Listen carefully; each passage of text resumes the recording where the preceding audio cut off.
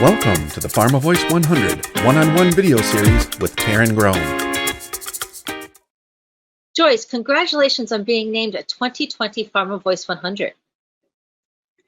Thank you so much. I am really just very excited for this honor and very thankful to Taryn and PharmaVOICE for choosing me. I'm really excited for the next steps and the event, and really honoring this recognition on my end as well. So thank you for that.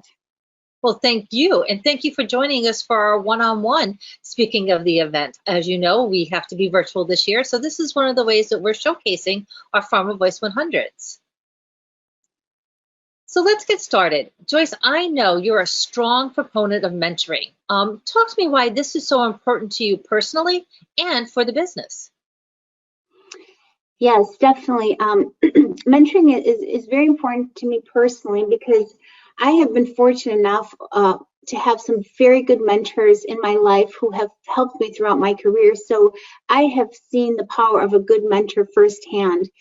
And being a scientist by training who has risen on the business side has required some pretty effective coaching of me. So I strive to be a role model for young scientists looking to grow in the industry, perhaps on the business side too. Additionally, I know what it is like for a young woman with 3 children to navigate through and rise in a male-dominated field. And it can be intimidating at times, unfortunately. So I want to tell that young woman out there who may be starting out, feeling perhaps a little bit of that intimidation, that it's absolutely possible, and you just keep going. So from the business side, mentoring is also important to our business at Bioclinica because we are in the service industry, and it is all about the people through the entire organization and at all levels. And I actually have 2 jobs. The one that's written on my JD, to the therapeutic area business head, managing the business, which also includes managing people. And the other job I have is not really written anywhere, but it's to be a mentor at multiple levels throughout our organization. And there are elements of growing professionally that are not written in any SOP or are part of no typical job training. And someone actually has to sit with you and talk with you about those elements.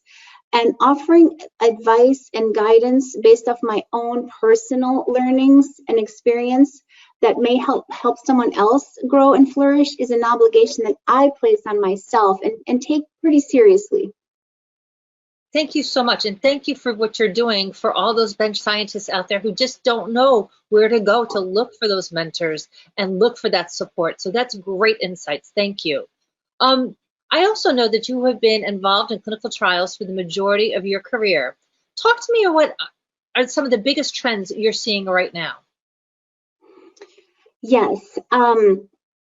So a recent trend that was actually started due to COVID-19 and that we envision continuing into the future past the pandemic is that certain patient tests are being performed remotely at the patient's home.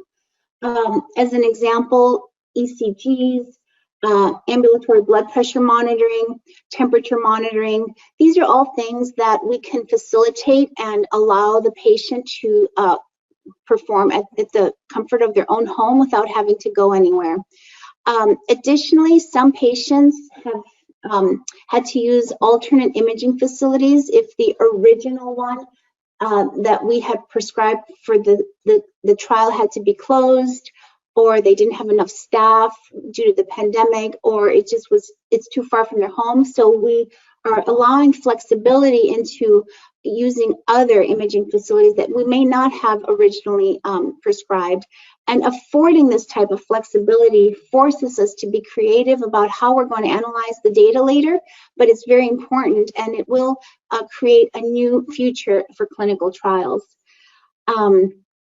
Another trend that we're seeing in a similar fashion of planning to be flexible is an increase in adaptive designs in therapeutic clinical trials.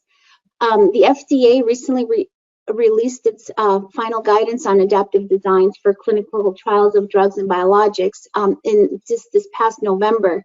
And actually some of the COVID-19 trials are using adaptive design. and the flexibility to make prospectively planned modifications to some parts of the trial and of the study design can make for a more efficient trial, reducing the number of patients needed and perhaps reducing their exposure to a treatment that may later not be efficacious. So really it's an important trend, and we really like what we're seeing. Joyce, thank you so much for joining us, and congratulations again on being named a 2020 PharmaVOICE 100. We really appreciate you. Thank you. Thank you. Thank you so much. For more PharmaVOICE 100 content, visit www.pharmavoice100.com.